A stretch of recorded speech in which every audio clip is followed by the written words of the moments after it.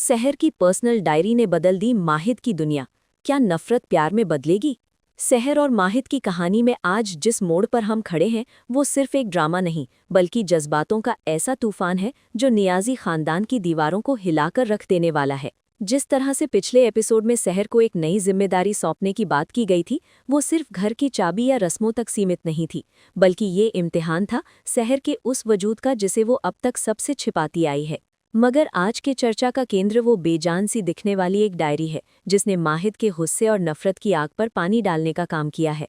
ये डायरी महज पन्नों का पुलिंदा नहीं है, बल्कि सहर की खामोश चीखों का वो दस्तावेज है जो अब तक माहिद की नज़रों से ओझल था। कहानी की शुरुआत वहीं से होती है जहां माहिद, जिसे हम सब उसके एंगर इश्यूज और सख्त मिजाज के लिए जानते हैं, अपने कमरे में दाखिल होता है और उसे वो चीज़ मिलती है जो सहर की जान से भी ज़्यादा कीमती है। अक्सर देखा गया है कि माहिद को झूठ और पर्दे पसंद नहीं है। उसका किरदार ऐसा है जो सीधी आंखों में देखकर बात करने में यकीन रखता है। लेकिन सहर, जो अपनी माँ कौसर के संस्कारों और अपने डॉक्टर बनने के टूटे हुए सपनों के बोझ तले दबी है, उसने अपनी जुबान पर ताला लगा रखा है। यही खामोशी माहिद को सबसे ज्यादा चुभती है। उसे लगता है कि सहर का ये शांत रहना, उसका हर बात पर सर झुका लेना उसकी कमजोरी नहीं बल्कि उसकी बेरुखी है। माहिद को लगता है कि सहर इस निकाह से खुश नहीं है क्योंकि शायद उसके दिल में कोई और है या फिर वो माहिद को अपने लायक नहीं समझती। इसी गलत फहमी का गुबार माहिद के दिमाग में भरा हुआ था। जब माहिद की नज़र ड्रेसिंग टेबल के नीचे गिरी, उस पुरानी चमड़े की जिल्द वाली डायरी पर पड़ती है, तो कमरे का माहौल एकदम बदल जाता है। ये वही डायरी है जिसे सहर अक्सर रात के अंधेरे में, जब पूरी दुनिया और नियाजी हाउस सो जाता है, तब अपने आंसुओं से भिगोकर लिखती है। माहिद का पहला रिएक्शन वही होता है जिसकी हम उम्मीद करते हैं, शक। उसके दिमाग में शक का कीड़ा रेंगने लगता है। एक ऐसा इंसान जो पहले ही भरोसे की कमी से जूझ रहा है, उसे जब अपनी नई नवेली दुल्हन की छिपाई हुई डायरी मिलती है तो उसका खून खौलना लाजमी है। माहिद उस डायरी को उठाता है और उसके हाथ कांपते नहीं बल्कि सख्ती से उसे भींच लेते हैं। उसे लगता है कि आज सहर का वो सच सामने आएगा जो उसने निकाह के वक्त कबूल नहीं किया। क्या इसमें किसी पुराने प्रेमी का नाम है? क्या इसमें माहिद और उसके परिवार के खिलाफ साजिशें लिखी हैं? माहिद का गुस्सा 7वें आसमान पर पहुंच जाता है। वो बिना सहर का इंतजार किए, बिना उससे कोई सवाल किए उस डायरी को खोलने का फैसला करता है। ये एक ऐसा पल है जो दर्शकों की धड़कनें रोक देता है, क्योंकि हम जानते हैं कि उस डायरी में क्या है, लेकिन माहिद नहीं जानता। ये ड्रामेटिक आयरन का सबसे बेहतरीन उदाहरण है। माहिद पन्ना पलटता है और उसकी आंखों के सामने जो शब्द आते हैं वे किसी प्रेमी के लिए लिखे गए शेरो शायरी नहीं, बल्कि एक पिंजरे में बंद पंछी की फड़फड़ाहट है। डायरी का पहला पन्ना ही माहिद की उस गलतफहमी पर एक जोरदार तमाचा मारता है। वहाँ किसी लड़के का नाम नहीं बल्कि डॉक्टर सहर लिखा हुआ होता है। वो नाम जो सहर ने खुद को दिया है, वो पहचान जो उससे उसके पिता परवेज और समाज की रूढ़ियों ने छीन ली थी। माहिद की सख्त निगाहें उन शब्दों पर जम जाती हैं। वो पढ़ना शुरू करता है। सहर ने उसमें अपनी हर उस रात का जिक्र किया है जब उसे पढ़ने का मन था, लेकिन उसे चूल्हा चौका थमा दिया गया। उसने लिखा है कि कैसे माहिद से निकाह उसके लिए सपनों का अंत जैसा लगा था। लेकिन यहाँ सबसे बड़ा ट्विस्ट ये है कि सहर ने माहिद के लिए नफरत नहीं बल्कि एक अजीब सा डर और सम्मान लिखा है।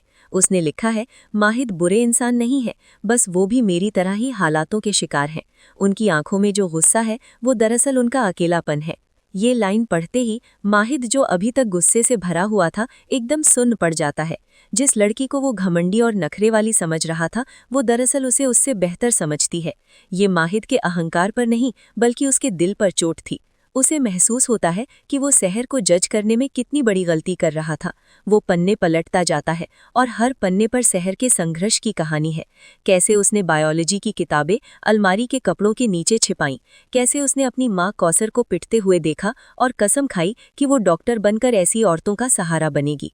कहानी में गहराई तब आती है जब माहिद उस हिस्से पर पहुंचता है जहां सहर ने नई जिम्मेदारी वाले दिन का जिक्र किया था। जैसा कि हमने पिछले एपिसोड के विश्लेषण में देखा था, सहर को घर वाले एक पारंपरिक बहू के ढांचे में ढालना चाहते हैं। डायरी में सहर ने लिखा था, आज मुझे घर की जिम्मेदारी दी जा रही है, लेकिन मेरे कंधों पर तो स्टेथोस्कोप का भार होना चाहिए था। मैं ये रस्में निभाऊंगी क्योंकि मैं माहिद को अपने परिवार के सामने शर्मिंदा नहीं करना चाहती, लेकिन हर रस्म के साथ मेरा डॉक्टर बनने का सपना दम तोड़ रहा है। माहिद के लिए ये पढ़ना किसी सदमे से कम नहीं था। अब तक उसे लग रहा था कि सहर रस्मों में गलती इसलिए करती है क्योंकि वो लापरवाह है, लेकिन अब उसे समझ आ रहा था कि उसका ध्यान, उसका दिल और दिमाग कहीं और है। माहिद खुद को सहर की जगह रखकर देखने लगता है। नियाजी खानदान का वारिस होने के नाते माहिद पर भी हमेशा से जिम्मेदारियों का बोझ रहा है। उसने भी अपने कई शौक और इच्छाएं इस परिवार की साख के लिए कुर्बान की है। अचानक उसे शहर में अपना अक्स, अपना प्रतिबिंब दिखाई देने लगता है। वो कनेक्शन जो अब तक नादारत था, इस डायरी के जरिए स्थापित होने लगता है। माहिद कमरे में टहलता है, डायरी उसके हाथ में है और वो खिड़की से बाहर देखता है। बाहर बारिश हो रही है, जो उसके अंदर चल रहे तूफान का प्रतीक है। उसे याद आता है कि कैसे उसने सुहागरात पर शहर से सख्ती से बात की थी। बारिश की बूंदें खिड़की के शीशे पर लगातार बज रही थीं, बिल्कुल वैसे ही जैसे माहिद के सीने में पछतावे की धड़कनें। माहिद की नज़रें अभी भी उसी डायरी के पन्ने पर थीं, जहां शहर ने अपनी बेबसी को स्याही में पिरोया था। अभी वो अपने ख्यालों में उलझा ही था कि दरवाजे की आहट होती है। ये आहट किसी और की नहीं, बल्कि शहर की थी। शहर जो अभी अभी नीचे रस्मों की अदायगी करके और नाजिमा की कड़वी बातें सुनकर लौटी थी, कमरे में दाखिल होते ही ठिठक जाती है। उसकी नज़र सीधे ड्रेसिंग टेबल पर पड़ती है और उसका दिल हलक में आ जाता है। वो डायरी जिसे उसने अपनी रूह की तरह छिपाकर रखा था, वो अपनी जगह पर नहीं थी। शहर की सांसें अटक जाती हैं, उसका चेहरा पीला पड़ जाता है, क्योंकि उसे पता है कि अगर माहिद को उसके डॉक्टर बनने के सपने या पिता के खिलाफ उसकी बगावत के ख्यालों के बारे में पता चल गया तो इस घर में कयामत आ जाएगी। उसे डर था कि माहिद उसे बागी समझेगा। उसे लगा कि अब उसे घर से निकाल दिया जाएगा या फिर उसके पिता परवेज को बुलाकर उसकी शिकायत की जाएगी। शहर के कदम वहीं जम जाते हैं। वो माहिद की पीठ को घूरती रहती है, जो खिड़की के पास खड़ा था, हाथ में वही डायरी लिए। कमरे में एक अजीब सा सन्नाटा पसर जाता है, जो बाहर हो रहे शोर से कहीं ज्यादा भारी था। माहिद धीरे से मुड़ता है। शहर को उम्मीद थी कि वो गुस्से से लाल होगा, उसकी आंखों में वही आग होगी जो निकाह की रात थी, लेकिन जो वो देखती है वो उसे हैरान कर देता है। माहिद की आंखों में गुस्सा नहीं बल्कि एक गहरा सवाल था, एक ऐसी खामोशी थी जो चीखने चिल्लाने से ज्यादा खतरनाक लग रही थी। वो डायरी को मेज पर रखता है लेकिन उसे बंद नहीं करता। वो खुला पन्ना शहर की तरफ इशारा कर रहा था। शहर की नज़रें झुक जाती हैं। वो अपने दुपट्टे के कोने को भींचने लगती है, जैसे कि किसी सज़ा का इंतज़ार कर रही हो। माहिद उसके करीब आता है। उसके कदमों की आवाज़ शहर के कानों में हथौड़े की तरह बजती है, लेकिन माहिद उसे डांटने के बजाय बहुत ही धीमी और गंभीर आवाज़ में पूछता है, क्या ये झूठ है? शहर समझ नहीं पाती कि वो क्या जवाब दे। क्या वो सच बोलकर अपनी मुसीबत बढ़ा ले या झूठ बोलकर माहिद का भरोसा पूरी तरह खो दे। लेकिन माहिद को जवाब की ज़रूरत नहीं थी, क्योंकि डायरी के हर शब्द में शहर की सच्चाई गूंज रही थी। माहिद की नज़र शहर के हाथों पर पड़ती है, वही हाथ जो घर के कामकाज से खुरदुरे हो रहे थे, जबकि उन्हें तो मरीजों का इलाज करने के लिए बना होना चाहिए था। माहिद को अचानक वो पल याद आता है जब शहर ने वलीमा में एक मेहमान को गिरते हुए देख तुरंत पानी और हवा का इंतजाम किया था। तब माहिद को लगा था कि वो बस मदद कर रही है, लेकिन आज उसे समझ आया कि वो एक डॉक्टर की सहज प्रवृत्ति थी। इसी बीच कमरे के बाहर से नाजिमा की आवाज़ आती है। नाजिमा, जो हमेशा इस फिराक में रहती है कि कब शहर को माहिद की नज़रों से गिरा सके, वो ज़ोर ज़ोर से नौकरों को हिदायत दे रही थी ताकि माहिद का ध्यान खींचा जा सके।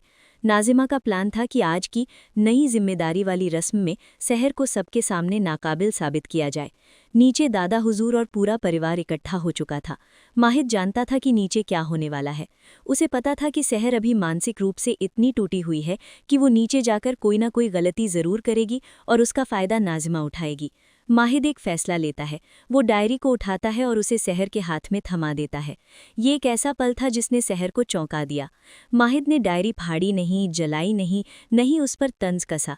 उसने बस इतना किया कि डायरी शहर को वापस दी और अपनी अलमारी से एक चाबी निकालकर टेबल पर रख दी। ये इशारा था कि उसका राज राज ही रहेगा। शहर की आंखों में आंसू आ जाते हैं।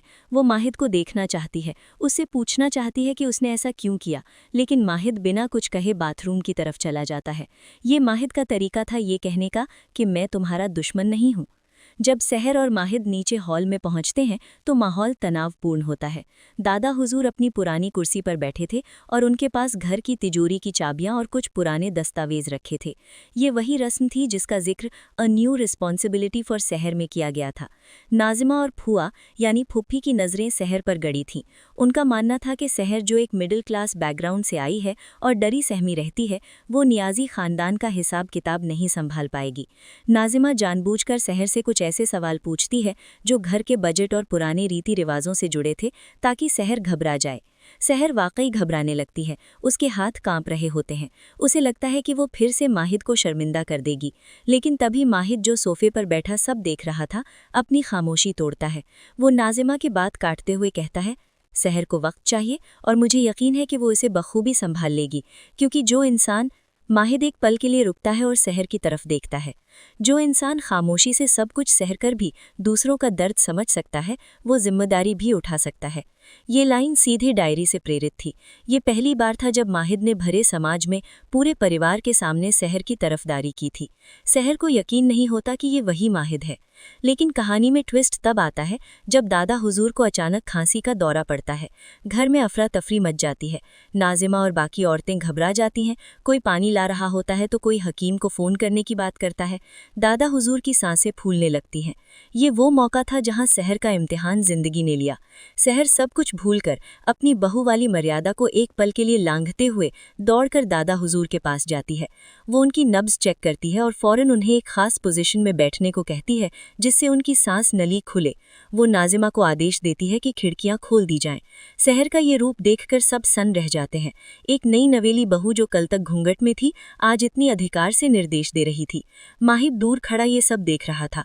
उसे अपनी डायरी में पढ़ी वो लाइन याद आती है, मैं लोगों की जान बचाना चाहती हूँ, यही मेरी इबादत है। माहिद देखता है कि कैसे सहर ने बिना किसी डिग्री के, बिना किसी औजार के, सिर्फ अपनी सूझबूझ से दादा हुजूर को स्थिर कर दिया। जब दादा हुजूर की हालत सुधरती है तो पूरे हॉल में सन्नाटा छा जाता है। नाजिमा का मुंह खुला का खुला रह जाता है। परवेज जो सहर के पिता वहां मौजूद थे, गुस्से से सहर की तरफ बढ़ते हैं। उन्हें लगता है कि सहर ने बड़ों के बीच में बोलकर और डॉक्टरों वाली हरकतें करके अपनी नाक कटवा दी है। वो सहर को डांटने ही वाले होते हैं कि तुझे किसने कहा ये सब करने को, तू बहू है या हकीम, कि तभी एक भारी आवाज हॉल में गूंजती है, रुकिए। ये आवाज माहिद की थी। माहिद परवेज और सहर के बीच दीवार बनकर खड़ा हो जाता है। वो परवेज की आंखों में आंखें डालकर कहता है, उसने जो किया, उसने मेरे दादा की जान बचाई है। आज अगर सहर ना होती तो हम हकीम का इंतजार ही करते रह जाते।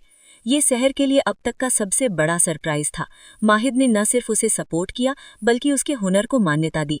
माहिद आगे कहता है, और रही बात जिम्मेदारी की, तो दादा हुजूर, मुझे लगता है कि घर के हिसाब किताब से ज्यादा बड़ी जिम्मेदारी सहर ने आज निभाई है। हमें उसे वो हक देना चाहिए जिसकी वो हकदार है। माहिद के ये शब्द सीधे नहीं थे, लेकिन सहर समझ गई कि वो उसकी पढ़ाई की तरफ इशारा कर रहा है। रात गहराती है और दोनों फिर से अपने कमरे में होते हैं। अब उनके बीच की खामोशी में वो तनाव नहीं था, बल्कि एक अजीब सी कश्मकश थी। सहर माहिद को शुक्रिया कहना चाहती है, लेकिन शब्द नहीं मिलते। माहिद अपने बिस्तर पर लेट जाता है, लेकिन नींद उससे कोसों दूर है। वो सोच रहा है कि कैसे वो सहर के सपने को पूरा करने में मदद कर सकता है, बिना अपने परिवार और खास तौर पर अपने पिता और दादा के उसूलों से बगावत किए। उसे पता है कि रास्ता आसान नहीं है। डॉक्टर फरीद जो माहिद के थेरेपिस्ट हैं, उनका रोल यहाँ अहम होने वाला है। माहिद सोचता है कि कल वो डॉक्टर फरीद से बात करेगा, अपनी थेरेपी के लिए नहीं बल्कि सहर के लिए। क्या माहिद सहर को चोरी छुपे मेडिकल कॉलेज में एडमिशन दिलाने का जोखिम उठाएगा, या फिर वो सहर को खुद अपने लिए लड़ने की ताकत देगा? डायरी ने माहिद का नजरिया बदल दिया है, लेकिन क्या ये बदलाव सहर के दिल में माहिद के लिए प्यार जगा पाएगा, या फिर ये सिर्फ एक हमदर्दी का रिश्ता बनकर रह जाएगा? सहर अपनी डायरी उठाती है और आज की तारीख में बस एक लाइन लिखती है, आज पहली बार इस घर में मुझे सांस आई और वो हवा माहिद ने दी थी। अगली सुबह जब सहर होते हैं तो नियाजी विला में धूप की किरणें तो वही पुरानी थी, लेकिन सहर की जिंदगी में एक नई रोशनी दाखिल हो चुकी थी। रात के उस वाकये ने, जहां माहिद ने सबके सामने उसका बचाव किया था, सहर के दिल से माहिद के लिए खौफ को काफ़ी हद तक कम कर दिया था। लेकिन कहानी में असली ड्रामा तो अब शुरू होने वाला था। सुबह का नाश्ता नियाजी हाउस में किसी जंग के मैदान से कम नहीं होता, जहां हर निवाले के साथ ताने परोसे जाते हैं। डाइनिंग टेबल पर सन्नाटा था। दादा हजूर अब खतरे से बाहर थे और अपने कमरे में आराम कर रहे थे, लेकिन उनकी कुर्सी खाली देख नाजिमा और फुप्पी के चेहरे पर शिकन थी। नाजिमा को अपनी हार पच नहीं रही थी। उसे लग रहा था कि कल रात जो हुआ वो सिर्फ एक इत्तेफाक था और सहर ने माहिद पर कोई जादू कर दिया है। जैसे ही सहर चाय लेकर आती है, नाजिमा जानबूझकर उसे टोकती है कि डॉक्टरी झाड़ने से घर नहीं चलता। आज दादा हजूर की सेहतयाबी के लिए शुक्राना रखा गया है और पूरा खाना घर की बड़ी बहू यानी सहर बनाएगी। ये नाजिमा की एक सोची समझी चाल थी। वो जानती थी कि सहर का मेडिकल एंट्रेंस एग्ज़ाम पास आ रहा है और अगर वो पूरा दिन रसोई में उलझी रही तो किताब को हाथ भी नहीं लगा पाएगी। सहर का चेहरा उतर जाता है। उसे उम्मीद थी कि शायद माहिद कुछ कहेगा, लेकिन माहिद खामोशी से अपना नाश्ता खत्म करता है और बिना सहर की तरफ देखे घर से निकल जाता है। सहर को एक पल के लिए लगता है कि शायद कल रात का माहिद का वो सपोर्ट सिर्फ एक दिखावा था या दादा हजूर की जान बचाने का इनाम भर था। लेकिन दर्शक जानते हैं कि माहिद अब वो पुराना माहिद नहीं रहा। माहिद घर से ऑफिस के लिए नहीं निकला था। उसकी गाड़ी का रुख शहर के उस पुराने बुक स्टोर की तरफ था जहां मेडिकल की किताबें मिलती हैं। माहिद के लिए ये सब बहुत अजीब था। जो हाथ अब तक सिर्फ बिजनेस फाइल्स और दुश्मनों के गिरेबान पकड़ने के लिए उठते थे, आज वो MBBS के सिलेबस की किताबें तलाश रहे थे। माहिद के दिमाग में शहर की डायरी की वो लाइन गूंज रही थी, मेरे सपने मेरी माँ की उम्मीद है। माहिद वहाँ से कुछ किताबें खरीदता है, लेकिन उसे डर है कि अगर वो ये किताबें लेकर घर गया और किसी ने देख लिया तो घर में भूचाल आ जाएगा। इसलिए वो एक प्लान बनाता है। वो सीधा डॉक्टर फरीद के क्लिनिक पहुंचता है। डॉक्टर फरीद, जो माहिद के एंगर मैनेजमेंट के लिए उसे ट्रीट कर रहे हैं, माहिद को हाथ में मेडिकल की किताबें लिए देख हैरान रह जाते हैं। माहिद उनसे अपनी बीमारी के बारे में नहीं, बल्कि इस बारे में बात करता है कि अगर कोई बहुत टैलेंटेड स्टूडेंट हो और उसके पास पढ़ाई का माहौल ना हो तो उसे कैसे गाइड किया जाए। डॉक्टर फरीद, जो शहर को नहीं जानते, माहिद के इस बदलते रूप को देखकर मुस्कुराते हैं और उसे कुछ नोट्स देते हैं। यहाँ हमें ये भी इशारा मिलता है कि डॉक्टर फरीद का शहर के अतीत या उसके परिवार से शायद कोई पुराना कनेक्शन हो सकता है, जो आगे चलकर कहानी में बड़ा धमाका करेगा। लेकिन अभी के लिए माहिद उन किताबों और नोट्स को अपनी गाड़ी की डिक्की में छिपाकर वापस नियाजी विला की तरफ बढ़ता है। इधर घर पर शहर की हालत खराब थी। भारी भरकम पतीले, मसालों की महक और गर्मी के बीच वो पिस रही थी। उसकी उंगलियां, जिन्हें पन्ने पलटने की आदत थी, आज प्याज काटते काटते दुख रही थी। उसकी आंखों में आंसू थे, प्याज के नहीं बल्कि बेबसी के। वो मन ही मन अपनी पढ़ाई का रिवीजन कर रही थी, खुद को टूटने से बचा रही थी। तभी रसोई में माहिद आता है। आमतौर पर घर के मर्द रसोई में नहीं आते, ये उस घर का उसूल था। माहिद को वहां देख नौकरानियां और खुद सहर भी सकपका जाती है। माहिद पानी पीने के बहाने अंदर आता है। वो देखता है कि सहर पसीने से लथपथ है और अकेली सारा काम कर रही है। वो शहर के पास से गुजरता है और बहुत धीमे से, ताकि कोई और न सुन सके, कहता है, जल्दी काम खत्म करो, रात को कुछ जरूरी बात करनी है। शहर के दिल की धड़कन बढ़ जाती है। उसे समझ नहीं आता कि माहिद किस बारे में बात करना चाहता है। क्या वो डायरी के बारे में और पूछताछ करेगा या फिर कोई नई मुसीबत आने वाली है? माहिद वहां से चला जाता है, लेकिन जाने से पहले वो जानबूझकर नाजिमा के सामने नौकरों को डांटता है कि बहू बेगम अकेली सारा काम क्यों कर रही हैं? तुम सब क्या मुफ्त की तनख्वाह लेने आते हो? माहिद का ये पैंतरा काम कर जाता है। नाजिमा को दिखाने के लिए ही सही, नौकर सहर की मदद करने लगते हैं और सहर को थोड़ा वक्त मिल जाता है। शाम को शुक्राना की दावत होती है। मेहमान आते हैं और सहर के बनाए खाने की तारीफ करते हैं, लेकिन सहर का ध्यान सिर्फ घड़ी की सुइयों पर है। उसे माहिद की जरूरी बात का इंतजार है। रात गहराती है और मेहमान विदा लेते हैं। सहर थकी हारी कमरे में पहुंचती है। उसे लगता है कि माहिद सो गया होगा, लेकिन माहिद जाग रहा था। कमरे की लाइट डिम थी। माहिद सोफे पर बैठा था और उसके सामने टेबल पर एक बड़ा सा पैकेट रखा था। सहर डरते डरते अंदर आती है। माहिद इशारे से उसे दरवाजा बंद करने को कहता है। सहर का दिल जोर जोर से धड़क रहा है। माहिद उस पैकेट की तरफ इशारा करता है। जब सहर अपने कांपते हाथों से उस पैकेट को खोलती है तो उसकी आंखें फटी की फटी रह जाती हैं। उसमें गहने या साड़ियां नहीं, बल्कि मेडिकल एंट्रेंस की लेटेस्ट किताबें, कुछ नोट्स और एक पेन सेट था। सहर को अपनी आंखों पर यकीन नहीं होता। वो माहिद की तरफ देखती है, जिसकी नजरें अब भी फोन की स्क्रीन पर थी, जैसे उसने कुछ किया नहीं हो। ये माहिद का एटीट्यूड वाला प्यार था। वो जताना नहीं चाहता था कि उसे परवाह है। सहर की आंखों से आंसू छलक पड़ते हैं। वो भारी आवाज में शुक्रिया कहती है। माहिद फोन रख देता है और सहर की आंखों में देखता है। अब जो वो कहता है वो इस शो के इतिहास का सबसे बड़ा टर्निंग पॉइंट है। माहिद कहता है, शुक्रिया मुझे नहीं, अपनी उस डायरी को कहो जिसने मेरी आंखें खोल दी। लेकिन याद रखना सहर, ये नियाजी खानदान है। यहाँ दीवारों के भी कान होते हैं। तुम पढ़ाई करोगी, लेकिन छिपकर। दुनिया के लिए तुम सिर्फ नियाजी खानदान की बहू हो, लेकिन इस कमरे के अंदर, माहिद थोड़ा झुकता है, इस कमरे के अंदर तुम डॉक्टर सहर हो। ये एक ऐसा डायलॉग था जिसने उन दोनों के बीच एक अनकहा समझौता कर दिया। माहिद ने सहर के लिए कमरे का एक कोना, जो पर्दे के पीछे छिप जाता था, वहां एक छोटी सी स्टडी टेबल का इंतजाम पहले ही कर दिया था। सहर को महसूस होता है कि वो पिंजरा जिसे वो तोड़ना चाहती थी, अब उसमें एक खिड़की खुल गई है। लेकिन कहानी में सस्पेंस अभी बाकी है। जब सहर और माहिद इस नए रिश्ते की शुरुआत कर रहे थे, ठीक उसी वक्त कमरे के बाहर दरवाजे से सटा एक साया खड़ा था।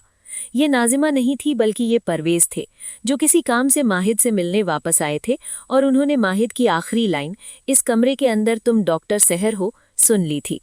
परवेज का चेहरा गुस्से से लाल हो जाता है। उन्हें लगता है कि उनकी बेटी ने उनके दामाद को भी अपनी बातों में फंसा लिया है और उनकी नाक कटवाने की साजिश रची जा रही है। परवेज वहां से चुपचाप चले जाते हैं, लेकिन उनके दिमाग में एक खतरनाक प्लान बन चुका होता है। वो सहर की किताबें छीनने नहीं, बल्कि माहिद को सहर के खिलाफ करने का कोई बड़ा षड्यंत्र रचने वाले हैं। इधर कमरे में सहर पहली बार सुकून से किताब खोलती है और माहिद उसे पढ़ते हुए देखता है। उसे सहर के चेहरे पर वो सुकून दिखता है जो उसने पहले कभी नहीं देखा था। माहिद को एहसास होता है कि किसी को खुश देखकर भी खुशी मिल सकती है। क्या माहिद का ये नर्म होता दिल उसे प्यार की तरफ ले जा रहा है? और क्या परवेज का गुस्सा इन दोनों की नई नई दोस्ती को जलाकर राख कर देगा? ये रात जितनी शांत दिख रही है, आने वाला तूफान उतना ही भयानक होने वाला है, क्योंकि डायरी का सच सिर्फ माहिद ही नहीं, अब दुश्मन भी जानने लगे हैं। रात का सन्नाटा नियाजी विला में गहरा चुका था, लेकिन उस बंद कमरे के भीतर एक नई सुबह की नींव रखी जा रही थी। कमरे के एक कोने में, जहां भारी पर्दों की आड़ में एक छोटी सी टेबल लैंप जल रही थी, वहां सहर अपनी किताबों में खोई हुई थी। उसके चेहरे पर थकान तो थी, लेकिन आंखों में वो चमक थी जो पिछले कई महीनों से गायब थी। उम्मीद की चमक। माहिद अपने बिस्तर पर लेटा था, लेकिन उसकी नजरें छत पर नहीं, बल्कि तिरछी होकर सहर पर टिकी थीं। उसने देखा कि कैसे सहर बीच बीच में अटकती है, अपनी पेंसिल को दांतों के बीच दबाती है और फिर डायरी के पन्नों को पलटकर कुछ चेक करती है। ये वही डायरी थी जिसने माहिद के दिल से नफरत की परतें हटा दी थी। माहिद के मन में एक अजीब सा सुकून था, जैसे उसने अपनी जिंदगी में पहली बार कोई सही काम किया हो।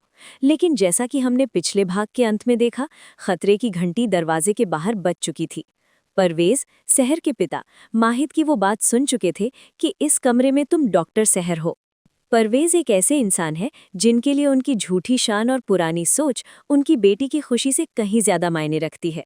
वो वहां से बिना तमाशा किए चले तो गए, लेकिन उनके दिमाग में जो जहर घुल रहा था, वो आने वाले वक्त में सहर और माहिद के रिश्ते को एक नए इम्तिहान में डालने वाला था। अगले दिन की शुरुआत एक अजीब सी बेचैनी के साथ हुई। सहर पूरी रात जागकर पढ़ने की वजह से सुबह की चाय में थोड़ी देर कर देती है। नाजिमा, जो हर वक्त सहर की गलती पकड़ने की फिराक में रहती है, उसे ताना मारने का मौका नहीं छोड़ती। लेकिन आज सहर को उन तानों का असर नहीं हो रहा था, क्योंकि उसकी रूह को माहिद के सपोर्ट का कवच मिल चुका था। तभी घर की घंटी बजती है और परवेज नियाजी हाउस में दाखिल होते हैं। उनके चेहरे पर एक बनावटी मुस्कान है और हाथ में मिठाइयों का डिब्बा। वो सीधे दादा हुजूर के पास जाते हैं और कहते हैं कि वो अपनी बेटी और दामाद को आशीर्वाद देने आए हैं। लेकिन उनका असली मकसद माहिद से अकेले में बात करना था। मौका पाकर जब माहिद अपने स्टडी रूम में होता है, परवेज वहां पहुंचते हैं। ये सीन इस पूरी कहानी का सबसे बड़ा साइकोलॉजिकल गेम है। परवेज माहिद से सीधे झगड़ा नहीं करते, बल्कि वो माहिद की सबसे दुखती रग पर हाथ रखते हैं, उसका अकेलापन और छोड़े जाने का डर। परवेज बहुत चालाकी से कहते हैं, माहिद बेटा, मैं जानता हूं तुम सहर पर मेहरबान हो रहे हो, उसे पढ़ाने की सोच रहे हो, लेकिन याद रखना, औरत जब घर की देहरी लांग कर बाहर की हवा में उड़ने लगती है, तो वो सबसे पहले उस घोंसले को भूल जाती है जिसने उसे पनाह दी थी। परवेज की ये शब्द माहिद के दिमाग में हथौड़े की तरह लगते हैं। माहिद का अतीत, उसकी माँ का उसे बचपन में छोड़कर चले जाना, उसकी एंगर इश्यूज की सबसे बड़ी वजह है। परवेज जानते थे कि माहिद को अगर किसी चीज से डर लगता है, तो वो है किसी अपने के द्वारा ठुकराया जाना। परवेज आगे कहते हैं, आज वो डॉक्टर बनेगी, कल उसे लगेगा कि तुम, जो सिर्फ एक बिजनेसमैन हो जो इतना गुस्सा करता है, तुम उसके लायक नहीं हो, वो तुम्हें छोड़ देगी माहिद। ठीक वैसे ही जैसे परवेज बात अधूरी छोड़ देते हैं, लेकिन इशारा साफ था। माहिद का चेहरा गुस्से और डर से लाल हो जाता है, उसके हाथ की मुट्ठी कस जाती है। परवेज अपना काम करके वहां से चले जाते हैं, माहिद के दिमाग में शक का बीज बोकर। क्या सहर उसे छोड़ देगी? क्या सहर का ये डॉक्टर बनने का सपना उसे माहिद से दूर ले जाएगा? माहिद कमरे में वापस आता है। सहर वहां खुशी खुशी उसे अपनी किताबों का एक डायग्राम दिखाने आती है, लेकिन माहिद उसे नज़रअंदाज कर देता है। वो गुस्से में अलमारी का दरवाज़ा जोर से बंद करता है और कमरे से बाहर चला जाता है। सहर सन्न रह जाती है। उसे समझ नहीं आता कि अभी कल रात जो इंसान उसका इतना बड़ा सहारा बना था, अचानक वो फिर से वो पुराना एंग्री यंग मैन कैसे बन गया। डायरी का जादू क्या इतनी जल्दी खत्म हो गया? सहर को नहीं पता था कि उसके पिता ने माहिद के दिमाग के साथ खेला है। पूरा दिन माहिद घर नहीं आता। सहर परेशान हो जाती है। वो बार बार फोन करती है लेकिन माहिद फोन नहीं उठाता। शाम को जब माहिद लौटता है तो वो नशे में नहीं बल्कि गहरे अवसाद और गुस्से के मिले जुले भाव में होता है। वो सहर के पास आता है और उस स्टडी टेबल की तरफ देखता है जहाँ किताबें रखी थीं। सहर डर जाती है कि कहीं माहिद उन किताबों को फेंक न दे। माहिद पूछता है, अगर तुम बड़ी डॉक्टर बन गई तो क्या इस घर को मुझे अपनी जिंदगी में जगह दोगी, या तुम्हारी दुनिया इतनी बड़ी हो जाएगी कि हम उसमें समा नहीं पाएंगे?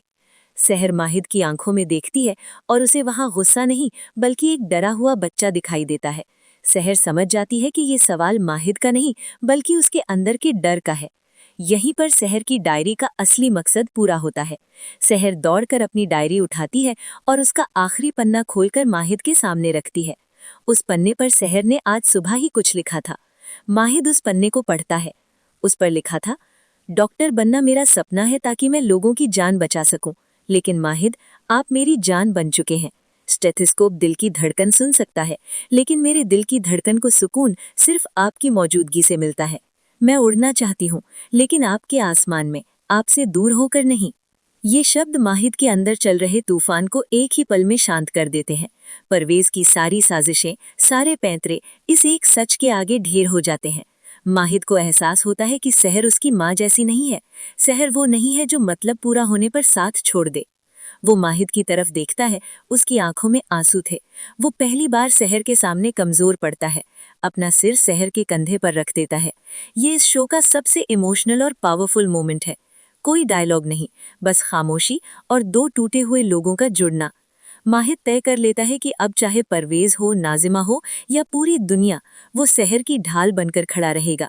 वो सहर से वादा करता है, तुम्हें डॉक्टर बनना होगा सहर, दुनिया को दिखाने के लिए नहीं बल्कि मुझे गलत साबित करने के लिए कि कामयाबी रिश्तों को तोड़ती नहीं बल्कि और मजबूत बनाती है। अगले दिन सुबह नियाजी विला में एक नया नज़ारा देखने को मिलता है। परवेज दोबारा आते हैं, ये देखने कि उनकी आग ने कितना असर दिखाया। उन्हें उम्मीद थी कि घर में क्लेश हो रहा होगा, माहिद ने सहर की किताबें जला दी होंगी। लेकिन जब वो हॉल में दाखिल होते हैं तो देखते हैं कि माहिद डाइनिंग टेबल पर बैठा है और सहर उसके बगल में। माहिद के हाथ में एक फाइल है, मेडिकल कॉलेज के फॉर्म की। माहिद परवेज को देखकर मुस्कुराता है, एक ऐसी मुस्कान जो जीत की थी। वो परवेज के सामने फॉर्म पर साइन करता है, गार्जियन के तौर पर। ये परवेज के मुंह पर एक करारा तमाचा था। माहिद सबके सामने दादा हुजूर और नाजिमा की मौजूदगी में ऐलान करता है कि मेरी बीवी सिर्फ नियाजी खानदान की बहू नहीं बल्कि आने वाले वक्त की सबसे काबिल डॉक्टर होगी, और अगर किसी को इससे तकलीफ है तो वो शौक से अपनी तकलीफ अपने पास रख सकता है। दादा हुजूर जो कल रात सहर के हुनर को देख चुके थे, वो भी खामोशी से सिर हिलाकर सहमति देते हैं। नाजिमा और परवेज एक दूसरे का मुंह ताकते रह जाते हैं। कहानी का ये पड़ाव यही खत्म होता है, लेकिन सफर अभी बहुत लंबा है। सहर की डायरी ने माहिद की दुनिया बदल दी है। नफरत अब सम्मान और एक अनकहे प्यार में बदल चुकी है। लेकिन क्या परवेज अपनी हार इतनी आसानी से मान लेंगे? क्या मेडिकल कॉलेज में सहर की नई जिंदगी और माहिद के पुराने दुश्मन उनके रिश्ते में दरार नहीं डालेंगे? और सबसे बड़ा सवाल, वो डॉक्टर फरीद जिनके नोट्स माहिद लेकर आया था, जब उनका सामना सहर से होगा और कोई पुराना राज खुलेगा तो क्या माहिद का ये भरोसा कायम रह पाएगा? दोस्तों, सहर होने को है अब सिर्फ एक शो नहीं, एक जज्बात बन चुका है। सहर और माहिद की ये जोड़ी साहिद अब हर मुश्किल से लड़ने को तैयार है। डायरी का राज अब राज नहीं बल्कि उनकी ताकत बन गया है। अब देखना यह है कि जब सहर अपने गले में स्टेथोस्कोप डालेगी तो क्या माहिद उसे गर्व से देख पाएगा या किस्मत कोई और खेल खेलेगी। बने रहिए संजना टीवी के साथ, क्योंकि हर अपडेट, हर राज और हर इमोशन हम आप तक सबसे पहले लाएंगे। वीडियो को लाइक करें और कमेंट में बताएं, क्या माहिद दुनिया का सबसे बेस्ट पति है?